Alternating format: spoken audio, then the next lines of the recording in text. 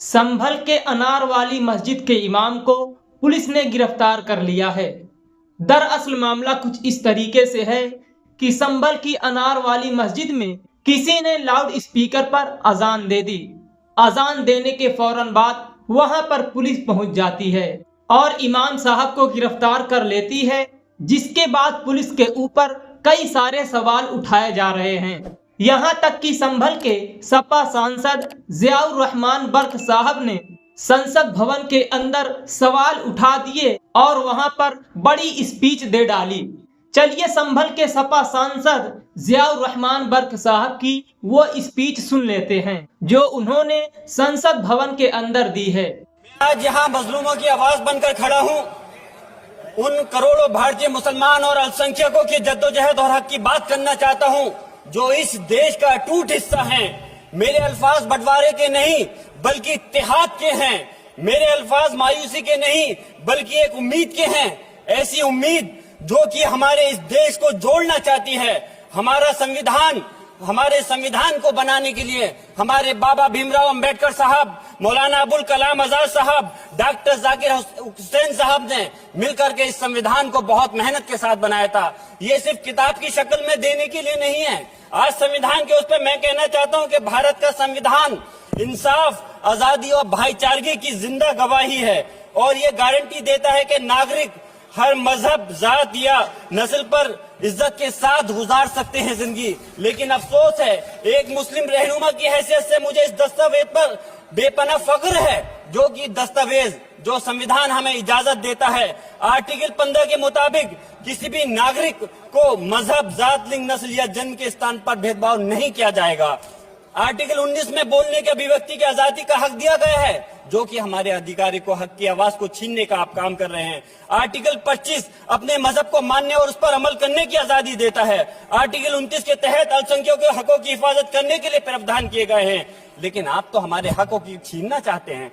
माननीय सभापति जी, मैं आपके माध्यम से कहना चाहता हूं कि आर्टिकल 30 के अंदर अपने तालीमी इदारों को कायम करने और उनके चलाने का हक है, लेकिन हमारे साथ ज्यादती हो रही है। ये संविधान को अगर आप कमजोर करेंगे तो याद रखना ये देश कमजोर होगा, हमारा मुल्क कमजोर होगा। जो संविधान के प्रति वफादार नहीं हो सकते वो हमारे मुल्क के प्रति वफादार नहीं हो सकते। मैं उस संभल की सरजमी से आता हूँ जहाँ पर 15 दिन पहले एक संविधान को कमजोर करने का काम किया गया। वहाँ पे जिस प्रकार से 5 मजलूमों की जान ले ली गई, जिस तरह से 30 से ज्यादा लोगों को गोली मारकर घायल कर दिया गया और 27 से 50 से ज्यादा लोगों के खिलाफ मुकदमा दर्ज किया गया।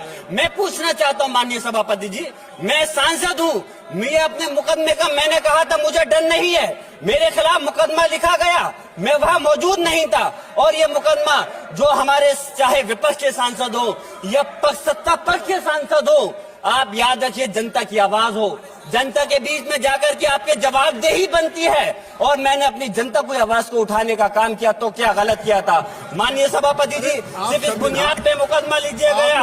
आज मैं आपको बताना पॉइंट पे बोल रहा हूँ, संविधान पर ही बोल रहा हूँ। माननीय सभापति जी, आज मैं चाहता हूँ उन लोगों को इंसाफ मिलना चाहिए जिन्होंने ज्यादती की है, उनको सजा मिलनी चाहिए।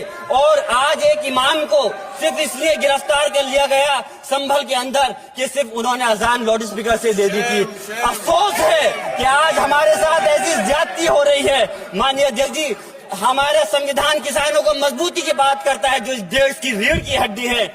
130 किसान जो 10 दिन से ज्यादा समय से जेल में बंद हैं, आप किसानों को हक नहीं दे पा रहे तो किसको हक देने का काम करोगे? मैं अफसोस करता हूँ आज पूरे प्रदेश और मुल्क के अंदर जिस तरह से हमारे लोगों की हिफाजत नहीं की जा रही। एक मॉब लिंचिंग सिर्फ धर्म के नाम पर, अगर कोई मुस्लिम है, ओबीसी है या पिछड़ा समाज का, एससी समाज का है तो नाम पूछ करके उसकी हत्या कर दी जाती है।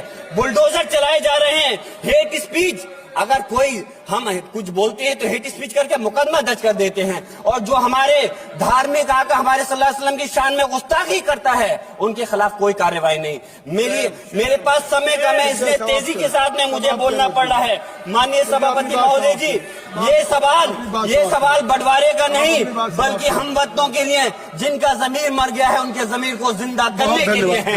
हम चाहते हैं इस देश की आजादी, हमारी देश की सभापति जी, बस मैं अपनी बात खत्म कर रहा हूँ, 1 मिनट।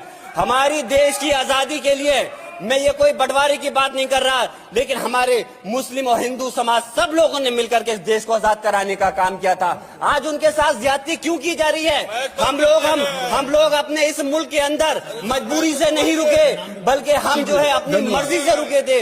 हमारी मुल्क को आजाद कराने में हजारों लाखों मुसलमानों ने शहीद हुए थे। माननीय सभापति जी, कंक्लूड कर रहा हूँ से बात। राजकुमार से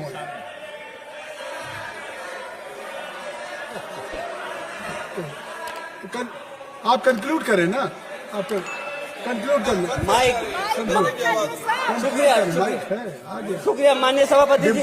मैं एक मुस्लिम और अल्पसंख्यक रहनुमा के तौर पर मैं अपनी बिरादरी के लिए खास हक के मुताबिक नहीं करता। मैं सिर्फ ये चाहता हूं कि आईना के बाद संविधान के मुताबिक हर नागरिक के लिए जो वादा किया गया उसे पूरा हो, हुकूमत से कमजोर की हिफाजत को यकीनी बनाए और नफरत फैलाने वालों को सजा दे। और मैं अपनी बात इस शेर के साथ खत्म करना चाहता हूं, जो कि हबीब जालिब का शेर है। ऐसे जुल्म सुबह बेनूर को मैं नहीं मानता, मैं नहीं जानता, मैं भी खाइफ नहीं तख्ताए दार से, मैं भी मंसूर हूं कैदो अगियार से, क्यों डराते हो जिंदान की दीवार से, जुल्म की बात को, जहल की रात को मैं नहीं मानता, मैं नहीं जानता। राजकुमार सलमान जी। दोस्तों, इस वीडियो के हवाले से हम आपको बता दें कि यकीनन ज़ियाउर रहमान बर्क साहब की स्पीच ने दिल को बाग बाग कर दिया है। दोस्तों, आपकी क्या राय है कमेंट करके जरूर बताएं।